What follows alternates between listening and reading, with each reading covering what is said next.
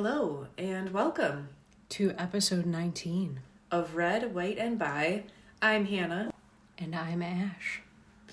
Can you believe it? 19. Our big goal that we set out to do, as we always talk about, is 20, and we're one step away from that. So close. And you love the song Hey 19. I do love that song. What is wrong with me?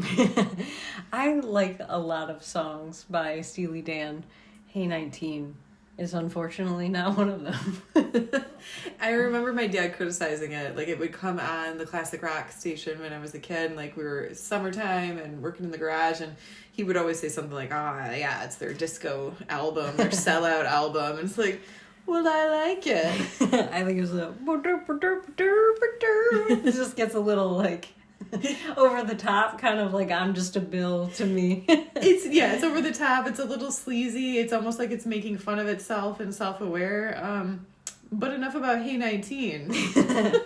I'm a big fan of Dirty Work and, you know, the song Dirty Work. The song, okay, thank you for clarifying. As well as Do It Again. Those are their two quintessential hits. But enough about Steely Dan. I just wanted to put it out there. I don't hate Steely Dan at all. I feel like it's a polarizing subject matter, though. People either love or hate them, and I don't know. Yeah. People either love or hate Hey 19.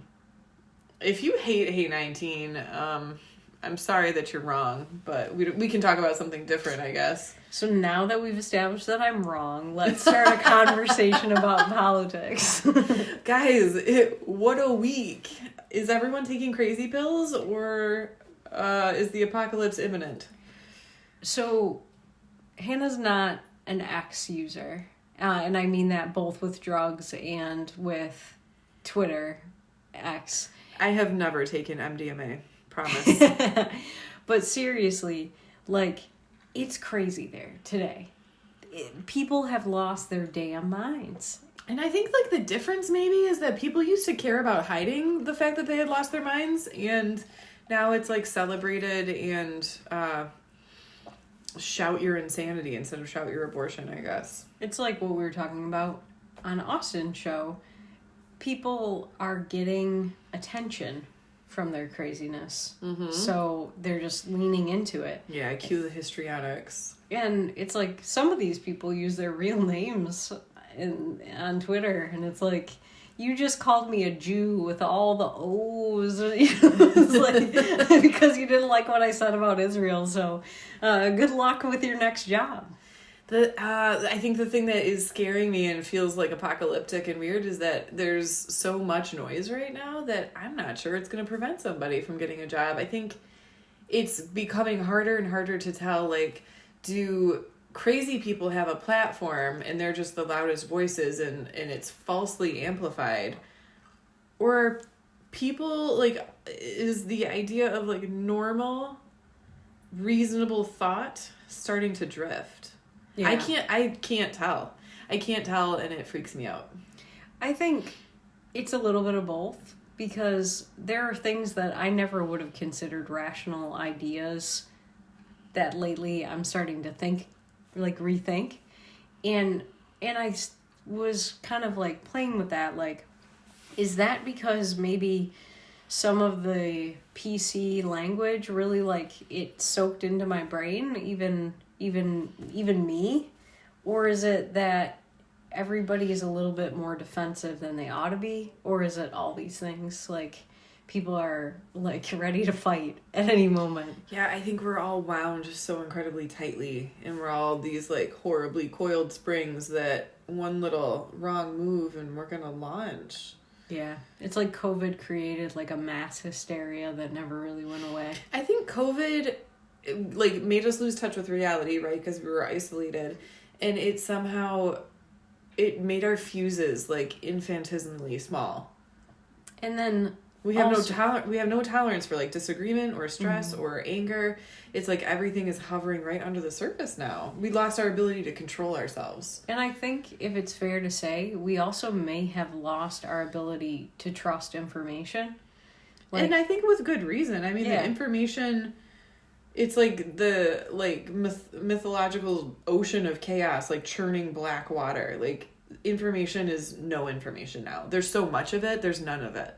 Yeah. And also, like, information that we may have trusted 15 years ago, like, let's say it's a CDC warning. Mm-hmm. Now I'm like, fuck the CDC. I don't trust you because you collaborated with teachers unions during COVID. Nothing you say means anything. So now the CDC could give me like a real warning. Like what was the Ebola movie we just watched again? Outbreak. And I'm just like, that was worse than I remember. And I'm just like, oh, nah. And then I die of Ebola or something. Well, yeah, if they're going to cry wolf. And I feel like there are people who will argue that we are smarter now for not trusting anything the CDC or, you know, entities like it. We're smarter for ignoring that stuff. But have we really gained anything? I don't know. Well, it'd be nice if we could have some sort of organization, not the World Health Organization or the CDC, but like somebody to trust instead. But we don't have that. Even if it was an illusion, I miss the feeling that there was somewhere you could turn for answers. And it is terrifying to have that stripped away. Whether or not it should have been, I don't fucking know. But it's gone and I miss it. Yeah. It's like the member berries on South Park. Yeah. Member feeling safe? Not really. No, you know what? The 90s were a hell of a drug, and I do remember feeling safe, and I remember feeling like working hard and having a career in a stable field like science or healthcare. Like, oh, you can buy a 3,000-foot colonial and take 4 vacations a year, and only one person in a household has to work, and have 4 kids about it. Yeah, there's probably like a D-list Jewish actress who I won't name that I'm friends with on Facebook, who had posted a meme about life being completely different post 9/11. Yeah. She said post-COVID, and I kind of corrected her like post 9/11, and then she agreed with me in DMs. And it's like, because up until that point, growing up as a kid, because she's around our age, mm-hmm. you felt safe. Like, nothing could touch you, even though we saw, like, pictures of our parents hiding under desks during the Cuban Missile Crisis and all of that stuff. It felt like, well, now we don't have any more proliferation, and everybody's got one, so nobody's going to use one, and everybody's safe, and we're safe. And then September 11th happened, and it's like, oh, anything can happen at any time. And no one's in charge. Rather, the people who are in charge are just as malinformed as we are. Yep. Oh, so it's a scary time to be alive. Yeah, we're struggling with the harshness of reality this week, I guess. What else is going on in the information social media sphere? So I wanted to loop Hannah in to what's going on X or Twitter, because it's insane. There is basically this split, some would say between the right, but I would say between the right and the actual quote-unquote woke right, which we will talk more about, over a conversation between Nick Fuentes, an self-proposed white supremacist, nationalist idiot, and Tucker Carlson, a jerk and an idiot. So these two guys get together, and they have what people who hate Jews and hate America would call a productive conversation, free speech. But the issue is, should anybody mainstream, if Tucker Carlson is mainstream, host somebody that says women like to be raped, that uses the N-word, that basically kind of props up pedophilia by saying children are hotter than adults? Ugh, come on, man. Should you host somebody like that at all is a question. You're not canceling them if you don't give them a platform. There's a difference between those two things. Well, and that's the controversy, right? So as Ash was filling me in, the real question here is, does not having someone like that on your show, people are arguing that would cancel them and silence them and sort of kick them out of the tent. a concept we talked about a little bit last week. Does everybody belong in the tent or like in the conversation of your political party?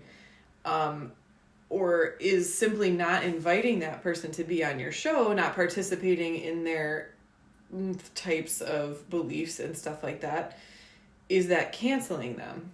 Well, and here's the thing. If you're like, Tucker, who I guess was a conservative 10 years ago, and Colin Kaepernick is a quarterback who's benched and he's not playing the game and he works for the NFL. If he takes a knee and you decide he's fired, if you have a right to just like, I'm not giving him the platform to, not be involved in the national anthem, we'll just get rid of him.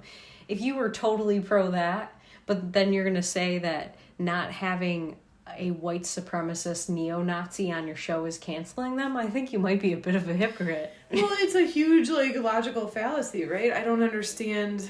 Okay, so when Ash is explaining to me the controversy of Tucker having this Nick Fuentes guy on his show and some of the backlash of it and the escalation about the conversation surrounding it, what's scary to me is seeing there's no intellectual consistency, and what you're seeing instead is sliding very quickly into just tribalism. It's just teams. It's not about what is right and what is wrong. It's about whose side are you on and what total package ethos are you buying into. Am I describing that? Would you say that's an accurate description? Well, because here's the thing. If you followed Tucker for years, because let's just leave Nick Fuentes out of it, and let's leave his followers out of it, because it's a totally different fringe kind of bag. But let's say you followed Tucker for years, and you trusted him, and you just kind of kept going with the flow of things because you liked him and you felt like he was on your team, then for some people, he can do no wrong. He's your guy. You like him. You pay a $7 subscription monthly or $72 annually, I looked it up, to listen to him talk every week. So if you're paying for that and he does something that's a betrayal, are you going to feel like an asshole? So maybe you just... No, Tucker didn't do anything wrong. Maybe... a sunk cost kind of thing. I've been his follower for this long, I'll just stick with my guy. Yeah, and he's a good conservative. He's MAGA. He's America first. So let's back up a minute. Ash, you showed me some clips of this Nick Fuentes guy on his own show and some of the things that he decides to talk about with his airtime. And I do believe in free speech. I believe that hate speech is free speech. Any idiot with the worst opinions in the world can come to America and speak freely and have a platform, and I think that speaks highly of American values. However, watching some of the clips you showed me, just everyday clips from this guy and what he decides to put out into the internet, I feel about him like I felt about Alex Jones, who is parading this very troubled, probably very ill person around and making cash off of it's reminiscent of a freak show, turn of the century exploitation of people with disabilities or whatever. Look at this crazy person, pay me money to see them talk. That's how it this guy is insane. He can't put a coherent thought together. He talks about subjects that make him money and make him controversial, but he can't even put together an argument about why he believes what he believes. He just says random stuff that women want to be raped and that children are hot. It's confusing and it smacks of illness and I don't understand why anyone is taking him seriously at all. Well, and it makes me wonder because I obviously haven't been a follower of Fuentes because ever since he came on the scene, to me, he seemed like such a vile racist and misogynist. It's not like somebody I'd want in my feed all the time. But it makes me wonder, how did he describe himself? Did he describe himself as alt-right? Because if he did, that's leftist. That's not right-wing. And, what made him right-wing? Was it putting on a MAGA hat? Because this guy is saying he loves Stalin. He wants the country to be more like China. None of this is right-wing stuff at all. It's weird because you have like what I'm sure a leftist would call right-wing values, like misogyny and racism, perhaps, but I don't think the left has an opinion per se about pedophilia, but like at least like the extremist racial views and the extremist sexism views. Yeah. A person on the left would call that right. But like when it comes to what, and it's that's always the conversation, right? Like what does it actually mean to be a conservative or right-winged, and what is that word becoming in popular use? It's confusing because I feel like those are two different things. Well, and what's so funny about a lot of that stuff is that like that has nothing to do with the right or left and everything to do with the up or down. Like if you're an authoritarian, you might think women belong in the kitchen, you can beat them, their testimony in rape isn't as important, and all of that stuff is the authoritarian side of it, the up or down, and none of it has to do anything with economics, which is what determines the right or left.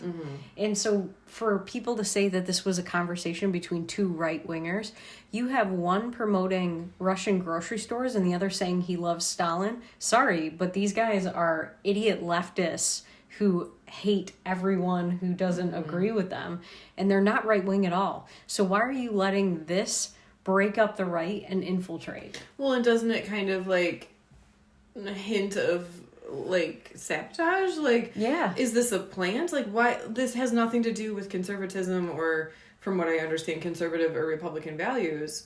I don't understand why this is a conversation that's even happening. It feels like a distraction and like a cancer growing and overtaking what would be a more important conversation. Well, and to me, like, people will say that this is an op when it seems like that could be the case, like these could be plants. And to me, when I look at somebody like Tucker Carlson, who he had leaked text message talking about how he hates Trump, and then he plays to the Trump base and promotes Trump and says he's America first and all this stuff. It's like, this guy, he could be nuts, or he could not believe in anything for all we know. He could be taking money from a bunch of sources and just saying he believes whatever they tell him to believe.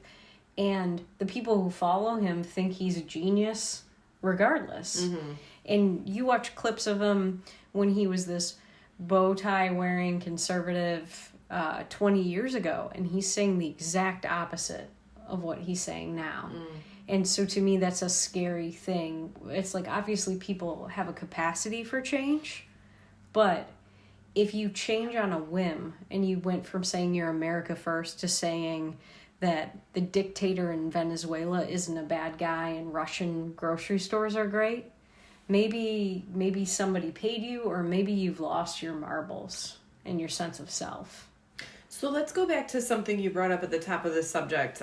You said you were on X or Twitter. I feel like most people still call it Twitter, right? I hope so. Okay, so you were on Twitter earlier today, and you were sort of like joining in the conversation about this Tucker Fuentes, whatever you want to call it. Some people are calling it a debate, but it didn't sound like much debating was happening. It was really just a hosting of this Nazi on Tucker's show. So you were joining in the conversation, and the word woke, or the term woke right, was coming up. Yeah, so basically, I'm somebody who, like, when these new terms get introduced, I tend to ignore them because I feel like this doesn't exist. Like, or it'll be over in a few minutes anyway. Yeah, and so, like, I started to see Dana Loesch, who I really respect, being called woke right for challenging Tucker on not challenging Fuentes. Like, you hosted him, but you didn't ask him anything difficult. It was softball questions. He said he loved Stalin, and you just went, okay, and moved on. Yeah, that's not a debate. It's not even really an interview. It's bad journalism from the top. It was like he was just bonding with this nasty kid. Okay. Instead of asking him anything of substance. So she points it out, and people are calling her woke right for saying it. So I was like, okay, I guess I have to break down and really, like, look up woke right and what the hell people are talking about today. And it's using the leftist tactics of canceling people, that kind of, like, you know, cancel culture against people on the right from within the right. And I thought, okay, I see what they're doing to Dana now. she is just saying what I think most of us know, that, like Hannah pointed it out. You can not ask that someone be canceled, but not give them an extra platform, not kind of perpetuate the fact that people are paying attention to them. Or you could full out have them on and debate the hell out of them. Like, like sort of like punish bad ideas with good ones. I guess I want to take that a step further too. Like, I think that's really admirable. Yeah, like have them on. If there's stuff you disagree with, especially have them on, have that conversation, like hold them accountable, not in even a badgering way, but like in a, like, here's an opportunity for you to defend yourself way. I agree with that. But I'm also comfortable taking it a step further. If you know, we do have a show, if you want to call it that. I know we have a small listener pool, but like, this is our time and this is our production and we get to use it how we want. I am allowed to have the ideas and the voices on, we are allowed to have the idea and the voices on the show that we choose. If we choose to not have, say, I don't even know of any like super liberal people I would even want to talk about. But Destiny, we just mentioned him. He's the guy who said children are hot. We chose not to have Destiny on the program. Okay, yeah, so we choose not to have someone like that on our program. That's not us canceling that person. And when I hear the term canceling, I think of like an active like witch hunt. Like, you are disparaging them. You are like cooperating with other people to keep them out of work and out of the limelight. Yeah. That's canceling, and that's like a boycott. That's like a targeted destruction and shunning of a person from public life. Not inviting somebody into your space is your prerogative and your responsibility, to be honest. I have zero responsibility to promote someone's career. When they're left, right, agree, not agree, whatever. I owe somebody else fucking zero promotion. Yeah. If I choose to promote somebody, yay for me. Like, I'm like a good or friendly or generous person. A mensch like Austin. Sure, yeah, I'm a total mensch. But not inviting somebody into my space is a complete moral neutral. Right. And I guess this idea, like, it's kind of funny. Somebody I've seen do exactly what they're suggesting that we have to do, like, and that Tucker was doing by having Fuentes on, which is not really what he did. But somebody I've seen do this is Dr. Phil, actually. Dr. Phil has hosted The Green Prince, The Son of Hamas, and a bunch of, like, really, really pro-Hamas supporters, and had them debate on his show. I think Dr. Phil is a kind of a dark horse. Like, yeah. I know there was, like, that moment we all found out that, like, he wasn't an actual doctor, and, like, what a sham. But I think he's actually a decent journalist and an interesting insight into human nature. And he's a criminal pathologist, is what he really Which is also super cool. Which is awesome. Like, who doesn't want to do that? Like, and you know, it's a sidebar, but I think he was one of the only people that protected the son of John Ramsey, Burke. When Ramsey. People were attacking him. He did stand up for him, and after seeing that interview, I see Dr. Phil's point. Like, that kid was in over his head. And I think he might have been on the spectrum or something, and I think he's good at having the real conversation that we're talking about here. Mm-hmm. It's one thing to just play devil's advocate, but I feel like he tries to get at the truth when a lot of people aren't willing to do it. Not everybody, though, to Hannah's point, has to be a Dr. Phil. You're not obligated to do it, and you're not canceling somebody if you don't. Right. It makes him a mensch for trying to stand up for what he believes in. Mm-hmm. It makes him above and beyond neutral. But neutral is all we're required to be. Yeah, exactly. And so, in keeping with that, the Heritage Foundation could have brought out Kevin Roberts, and basically he could have said nothing. Like, he could have not commented on this interview at all. They've had some... I'm curious why you think he did. I think Fuentes, whether we like it or not, he's trending right now. Because he's so wild. It's a sideshow. And the thing is, people on both sides of this are talking about him. Mm-hmm. So I think post Project 2025, which I think most conservatives know is really nothing. Yeah. But post Project 2025, they haven't had a controversy. And I think they want to stay in the news. So he's using Tucker in a way. But he's saying, like, we're not going to turn on our friend Tucker. And it reminds me of what we talked about last week with people like Matt Walsh and Brett Cooper talking about how Candace Owens is their friend. Mm-hmm. The thing is, you could say nothing about Candace or Tucker, and if you really cared about them, you could either get them help or leave it alone. Mm-hmm. But they want people thinking about them. I think that's what it is. And it's, yeah, you're right. It is like we talked about last week. It's a disgusting piggyback of someone's mental, moral, substance-related, whatever you want to call it, struggle. Mm-hmm. Because something is off about, I'm sorry, I don't know if I'm allowed to say this, but something is off about Candace. Yeah. Something is off about Tucker. And certainly something smacking of mental illness is off about Fuentes. So the disgusting part to me is that, like, oh, here Heritage Foundation is going to sneak in and try to piggyback off of everyone ogling their bizarre struggle. Like, does it get more disgusting in terms of human relations? And here's the thing. This is the bridge that you don't cross. There should be a line. You don't have to say anything about Tucker. You don't have to take references of him off of your website. Like I saw somebody, like anybody else that was associated with him seemed like they just removed. They wanted to distance themselves. Because he did this. You don't have to do that. But you don't have to comment and say that he's a friend of yours.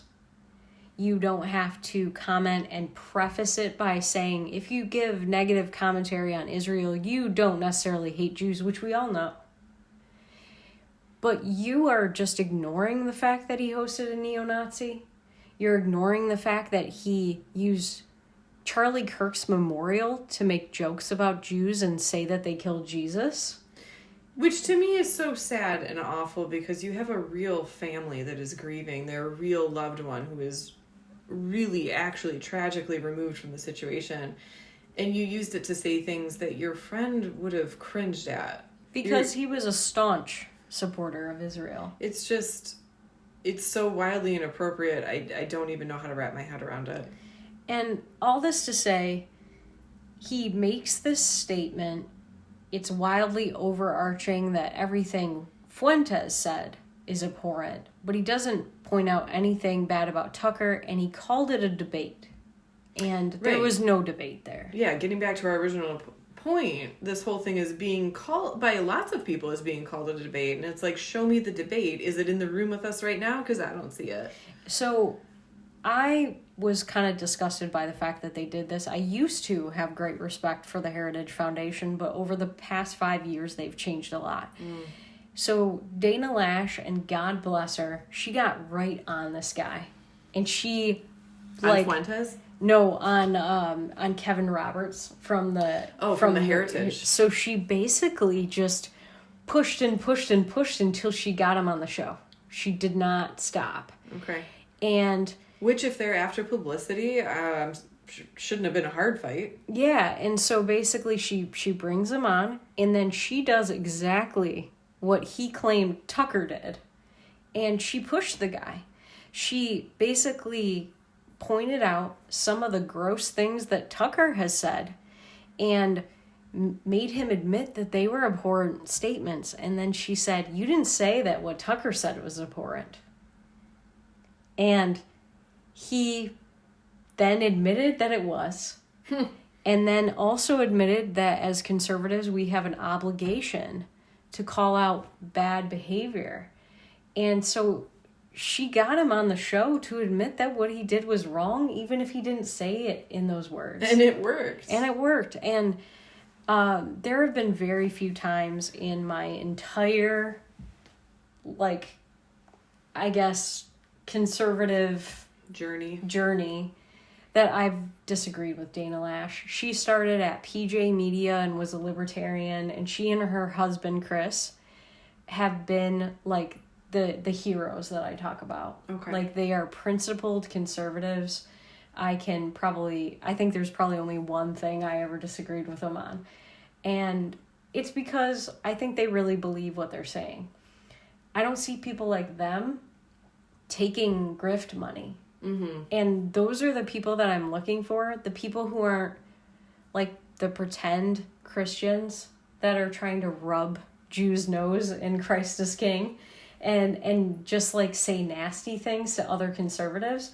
But if other conservatives are really messing up like this, they're going to say like, hey man, what the hell? You're making the whole tent look bad. What are you doing? And like, we need more of that.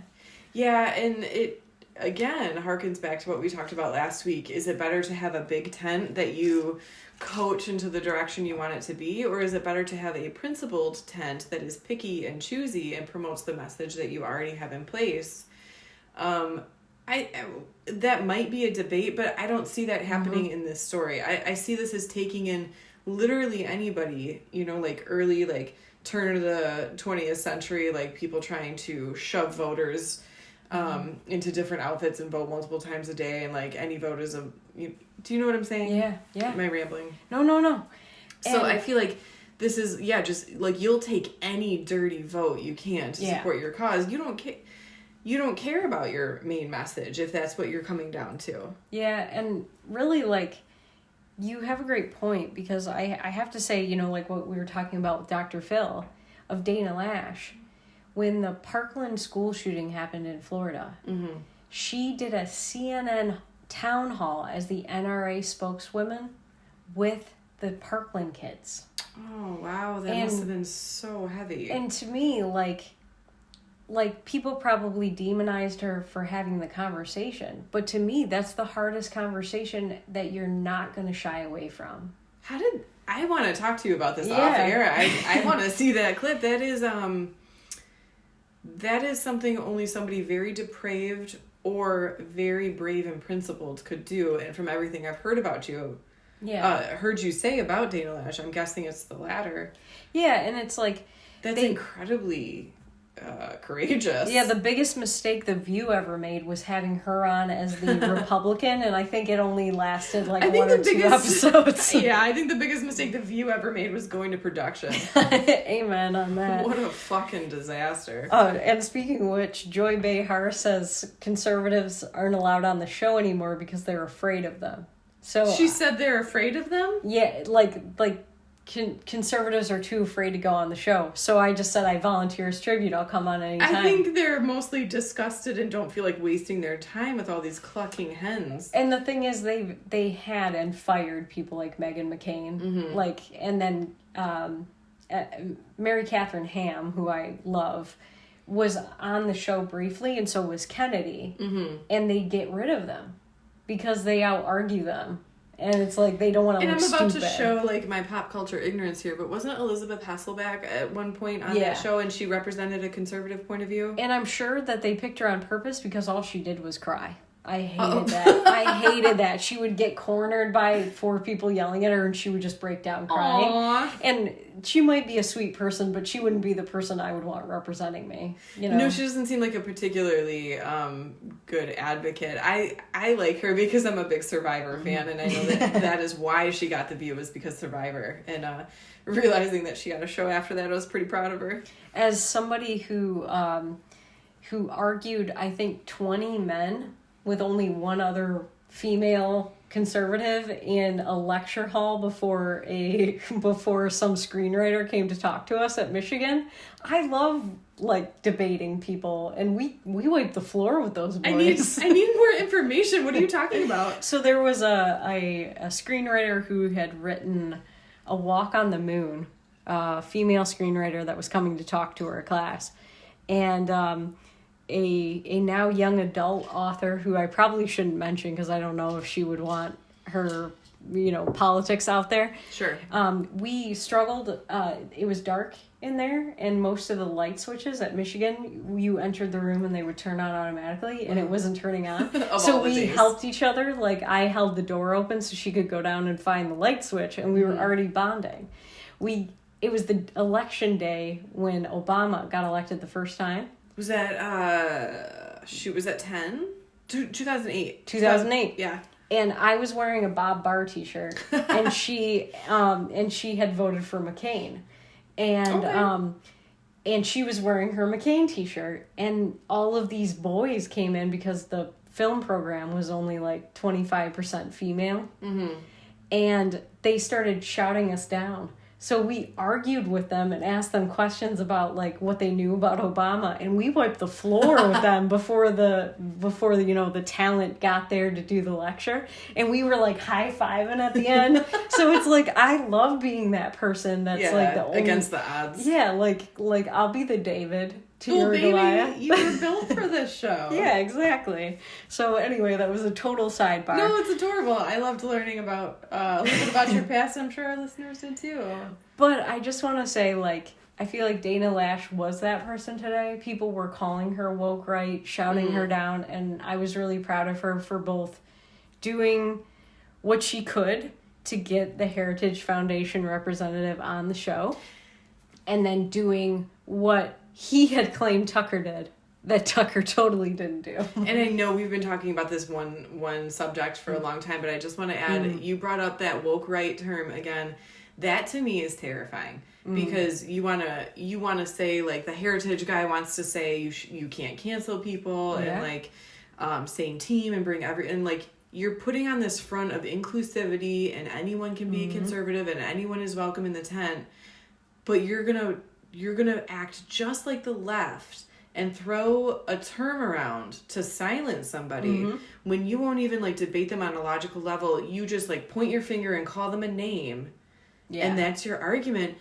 That is a breakdown of logic and conversation and a misunderstanding of your own point of view. When you can't argue with somebody about why you disagree with them, it's a witch hunt. And it's like, scary to see. It shouldn't be. It's like a cancer infiltrating the area that wasn't supposed to have that.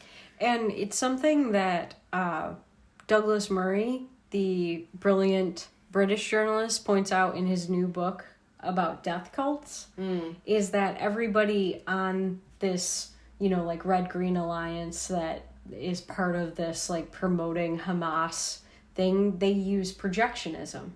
Okay. Everything they accuse you of is what they're really doing. Okay. And I see that with this, like, you're woke, right? It's like, no, you're the person throwing this out to cancel somebody. You are. Mm-hmm. Like, I'm not going to call somebody that. I'm just going to say, like, you're a leftist asshole who's promoting, like, you're promoting Nazism to make the rest of conservatives look bad. And I can see through it. And I can combat your bullshit tactics. I'll argue with you. But what you're saying is just... she's woke right, shut her down. Which is the epitome of canceling. Mm-hmm. It's such intellectual hypocrisy, and it's intellectually lazy. Yeah. And it scares me. It feels, I'm always coming at it from a sense of, like, my hyper-religious background and stuff like that. It feels very, like, something that, like, religions would do to non-religious people. Like heretic. First of all, using the word heretic is just kind of bizarre to me in 2025. Like, accusing people of being heretical. And isn't that the biggest cancellation term you can do when you're trying to appeal to Christians? It's absolutely. So either you're in favor of bringing in this, like, hugely diverse, controversial quilt of backgrounds, or you want people to agree with you in lockstep, point by point by point. And you'll shut down anyone who doesn't. And this is the problem with every movement, every political party, is that people get to a place where, like you said, it's just teams. It's you either agree with all of these principles or none of them, and you're not in our team. And what it reminds me of is how Ayn Rand warned about cult-like thinking. She warned about political parties. And the funny thing is that objectivists who believe her philosophy are the first to say, wait a minute, you believe in God? You can't be one of us, because she was an atheist. It's like, I believe in God and I believe in almost everything Ayn Rand said. Mm-hmm. I tend toward pro-life in that I don't want people to have abortions. Like, I would prefer that they don't. Sure. And Ayn Rand was pro-choice. Mm-hmm. So because of those two things, they say I cannot be in their club. Ayn Rand was for free thinking, and she said, don't be a cult. I feel like she and I could have some drinks if she were still alive. I don't think she'd give a shit. She hung out with Marilyn Monroe, who was a communist. Fucking A. They were like BFFs. It's so cool. So I feel like Marilyn was probably pretty cool too, as much as we've like overhyped her stupid quotes and stuff. I feel like she probably was actually a cool person to hang out with and a non-judgmental person. Yeah, and the rumor is, like Ayn Rand said, that she was one of the smartest people. She just put on a show. Oh, you have to be smart. Stupid. Anyone can have a tiny waist and big tits. That Yeah. doesn't get you where Marilyn got. Yeah. You have to be shrewd and smart and very in control of yourself. And maybe Arthur Miller would marry a big-titted, small-waisted woman and that's it. But something tells me he probably knew more about her as a person married to her than we know. Well, I think Arthur Miller was a piece of shit. And I think probably so just too, chasing but... tail. But whether or not Hannah has her own opinion about whether or Arthur not Miller. he could like appreciate what he had, I think she picked him and not the other way around. Oh, certainly. Yeah. Like, I think she picked them all. Yeah. You know what I mean? Well, it's funny that this whole subject reminds you of something highbrow like Ayn Rand. It reminds me, and you will recall, circa about 1 hour ago when we talked about this, of eating at a restaurant. I would not go to a restaurant and order like a giant combo platter that included 6 things I hated and 2 things I liked. That would not be a good use of my time, my money, or my calories. I would prefer to sit down and do a combo where I could pick the items I liked and enjoy everything on my plate and like go home satisfied, maybe with a doggy bag.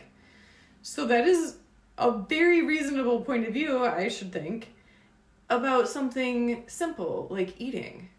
So what the fuck are we doing with something infinitely more important like our ethos and our values and our like personal moral compass when we subscribe to this giant combo platter, all or nothing, whether or not we agree to it point by point or not? I think it's such a scary and weird false argument that we have to take a lockstep predetermined set of morals from a political party or from a political person like Tucker or whomever, instead of being, I am a free thinking person. Nobody tells me who I am or what I do or what I believe. I tell me that. I'm not going to buy into some prepackaged, pre-selected thing. I get to make it. This is why, Hannah, I believe you were born to be a capitalist. Because you and Thomas Sowell have something in common. You realize the best thing that capitalism or the world has to offer us is choice. It's competition. It's not prepackaged. Thomas Sowell, he went after Trump on tariffs because he believes in principles, not in just, which party is better. He's an actual principled person who believes in economic theory and understands things. And if you have principles, regardless of what they are, you're going to be intellectually consistent. And if something on your quote-unquote team is not jiving with your principles, you're going to be like, what the fuck? Yeah. So I saw this kid that I'd never seen before, a young black conservative, said, after showing this clip of Tucker and Fuentes, if this is conservatism, I'm out. And I saw this kid and I pleaded with him. Aww. And I said, listen, one of these guys just promoted Russian grocery stores and the Taliban, and the other guy is promoting Stalin. This isn't conservative. But we are. Hard stop. And I love you. Stay with us. Aww. So, I really hope that people stick to their principles and they don't let all of this noise get in the way, because I think it's a grift. I think it's an op. I think it's designed to tear people apart and remind the left that we're racist, bigot, homophobes. And shrewdly designed, I was going to say, because it's working. Like you said, you went on to social today and it was overwhelmingly the subject at hand. It's such an insidious and powerful distraction from the point and from anything to do with the very serious things that are going on in the world today. What the fuck is this side alley that has nothing to do with conservatism? Hard stop. Yeah. I had more people call me woke right and Jewish slurs today than I've ever had on the internet. I'm so sorry. I don't even give a shit. I give a shit. I just want people to know that the principled ones are out there. Mm-hmm. So I was in the cesspool today, wading through it. Doing the Lord's work. Yeah, trying to tell people like Dana that they're doing good things. So with that said, we can move on to another big story of the week, which is that everybody is to blame. There's a lot of finger pointing going on for the SNAP benefits being cut. Yeah, so we mentioned this last week that there obviously, unless you're living in, somewhere without internet access, the U.S. government is in a shutdown right now, and it has been for at least a few weeks now at this point, right? When did this start? It was 28 days, I think, a couple days ago, so it's probably been a month. That's too damn long. So one of the effects of a shutdown that I think I constantly forget and am reminded every time this happens is that people who are employed by the government aren't receiving wages. Typically they receive back wages when the government comes back into session, except motherfucking Congress. Am I right? Well, there was actually a vote. I'm sure it was proposed by a Republican like, say, Tom Massey, that they wouldn't receive any wages during a government shutdown, which of course they wouldn't pass. I have never heard something that made me give up hope so quickly is that fact. That every single person from the fucking military to TSA workers, air traffic controllers, the people who are keeping us in the air and on landing back on the ground safely, these people are not getting paychecks. But Nancy motherfucking Pelosi is? Well, and here's the thing. When people like Ronald Reagan in 1964 talked about the elite versus us, this should be the clearest example, because they're supposed to work for us, and we should get to decide that they don't get a paycheck until they do their fucking jobs. Mm-hmm. And what they decide instead is that everybody works for them and that they get paid even if they do fuck all. I am almost physically ill at to me it's a harbinger of that ship has sailed. Mm-hmm. The idea that the American people are in control of their government, absolutely not. It's not true. If Congress is collecting paychecks while military families go without, people, like I said, air traffic controllers and such are going without, and now we add this extra layer, which we're about to get into, people are going without their SNAP benefits, not being able to get fucking groceries and prescriptions, but millionaire Congress members are still getting paid. The America does not exist. It's gone. It's gone. Well, and it speaks to something larger. I mean, when private companies, like we mentioned, and churches are stepping up right away when government fails, and when you have to keep in mind, just like with Russia, just like with some of the worst dictatorships we've ever seen, under Pol Pot, or the Ukrainian utopia that happened in the USSR, if you are fed by the government, if they decide it's more important, they can choose to starve you. So you bring up a really interesting point.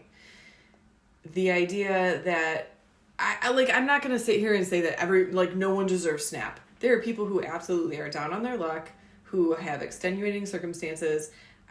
There are people who have been near and dear to me who have spent time on government programs and stuff like that. I will never be one to sit here and say that those programs should not exist. I think they are very abused, but I think they certainly help people who need it and deserve it and should be taken care of. The idea that it should be the daddy federal taking care of you is a dangerous one, I think.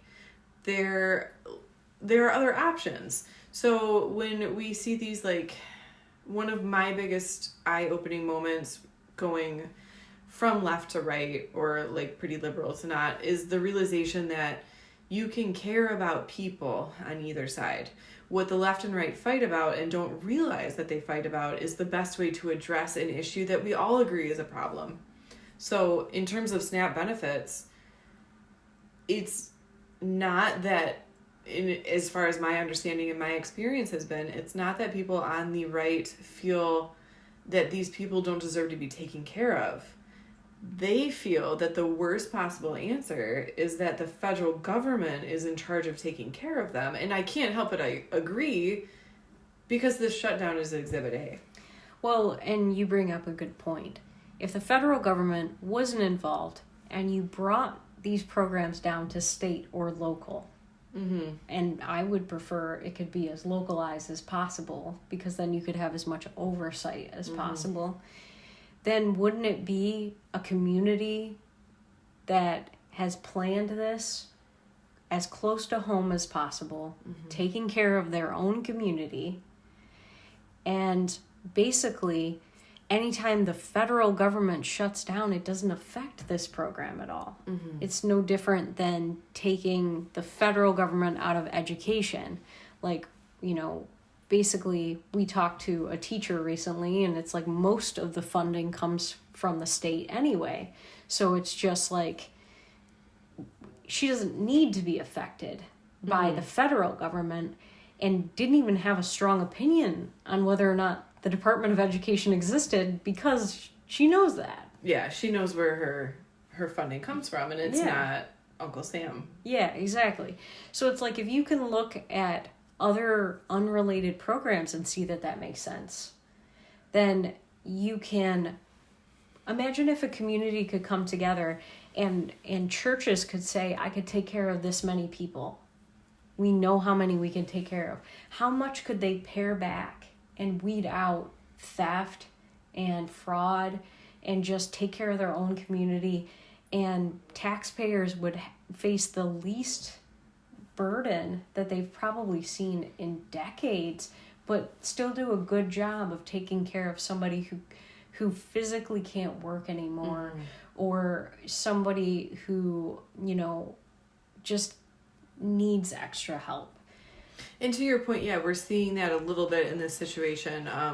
There was an anonymous donor that gave something like $130 million toward trying to help out military families right now. And, a lot of articles are quick to point out that is a drop in the bucket. I think it breaks down to something like $100 per family if you really spread it out over all the families affected. But it's a start.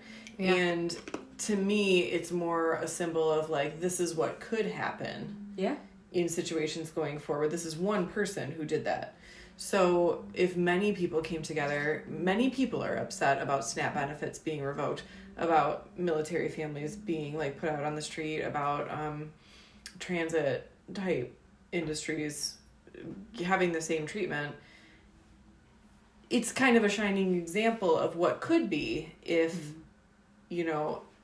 somebody else besides the federal government was in charge of taking care of this stuff. I feel like a common left argument would be that who else has the resources to provide this kind of help on a national scale?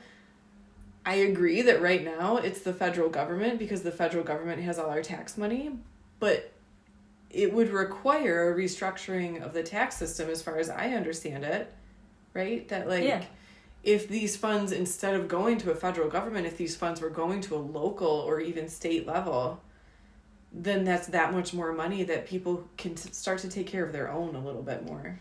And I really feel like if you could take all of these federal programs and at least bring them down to the state level, but even better, bring them down to local levels. And if there were local business owners who were given a tax break for giving as much to the programs as possible, and also they were helped, there were people that were maybe not given these breaks that were put in charge of oversight. And so basically no one is corrupting this. The people getting the tax breaks aren't corrupting it, and the community is the oversight of the whole program. I feel like you would see a great reduction in both taxation and fraud. So I really think there's a way to help people, and for people who are giving to benefit fiscally for giving more. without all of this corruption and fraud, and then somebody on the left might say that I don't care because I'm suggesting this, but it's like, I am telling you I have a different idea to help people, and in a way that I think would both be more efficient. And it's like, if you took out not just the fraud from people who are abusing a system, but the fraud that these people at higher levels of government are like lining their pockets with, and basically had private citizens who are not involved in the tax breaks as the oversight, who have no incentive. It's like, you could change this whole system and make it work better for everybody. It's like, can you really say that I'm just a greedy person who doesn't care? And maybe it's like a little bit of my bleeding heart liberal past to suggest this, but I think there's like a more human element the smaller you make it too. I'm a science background sort of person, and I really think that like evolution is cool and elegant, right? And mammals, one of their hallmarks is that we're social.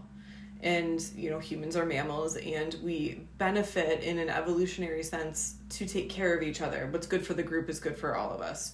And I realize that smacks a little bit of communism maybe to somebody like you, but it's true that taking care of each other makes us stronger.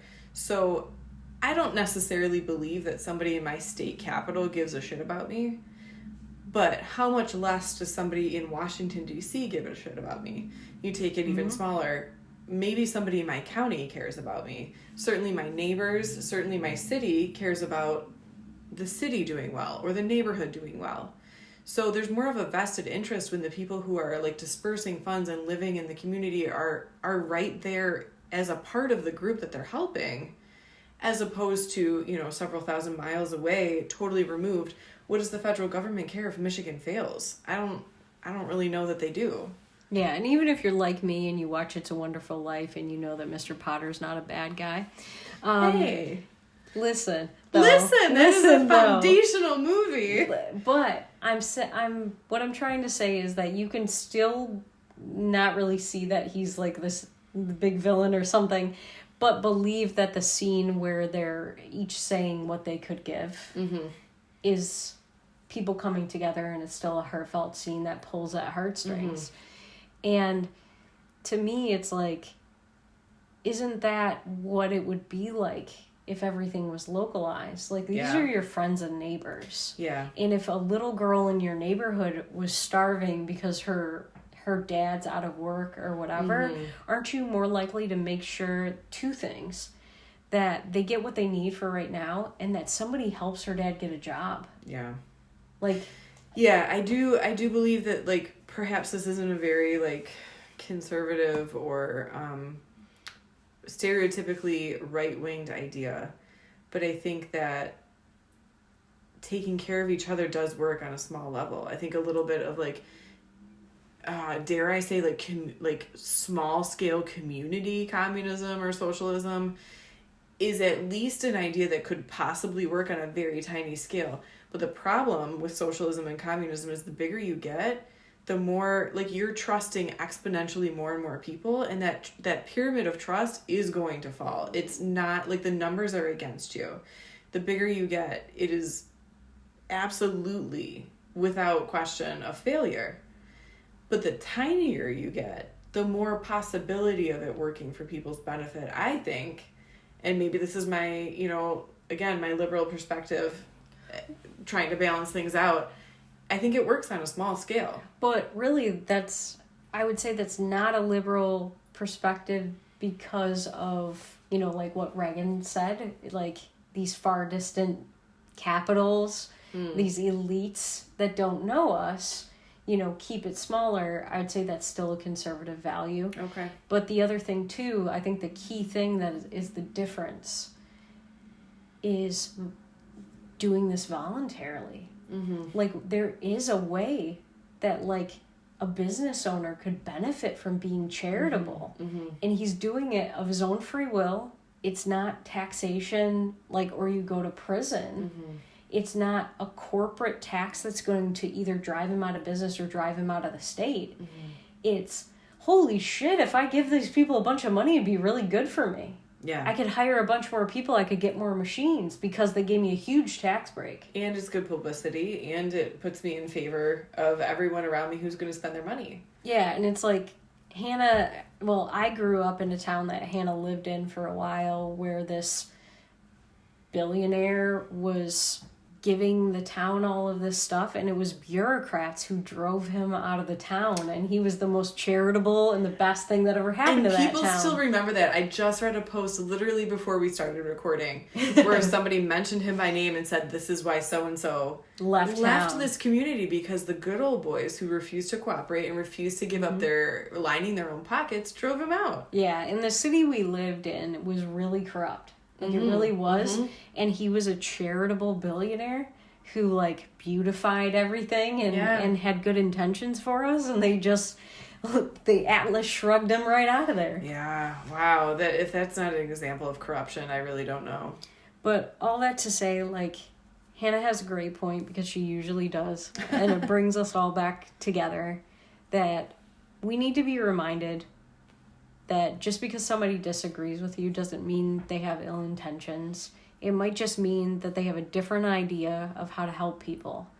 And maybe that's what's shutting down conversation is, like, I don't really believe that people on the left don't want to help people, you know, and I think we have a lot of examples of why these central plans have failed people.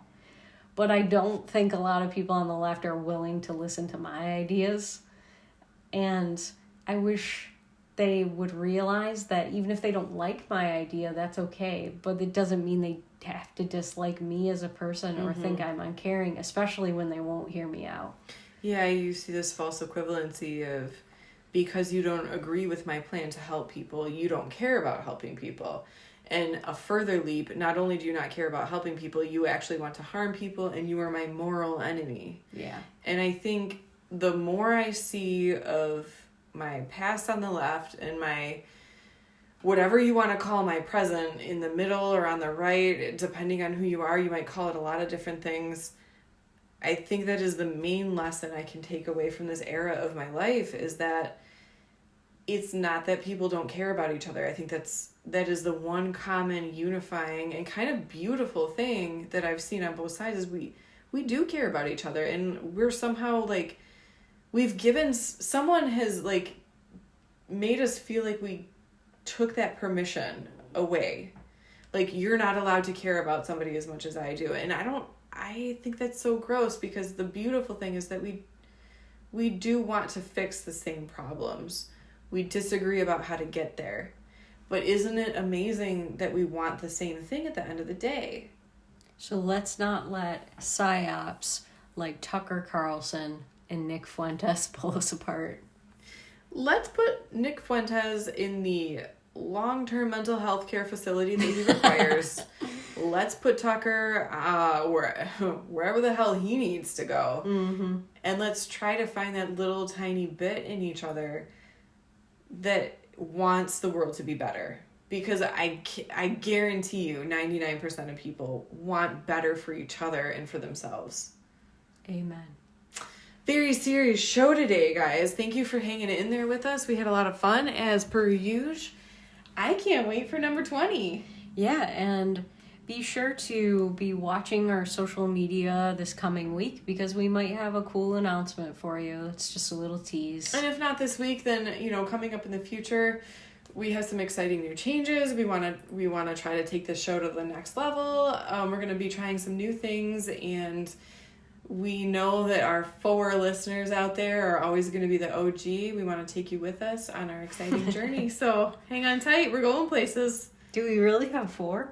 I thought it was 3. I don't know. Both of you? I don't know. Love you guys. Love you, Dad. Thanks for listening. Bye. Bye.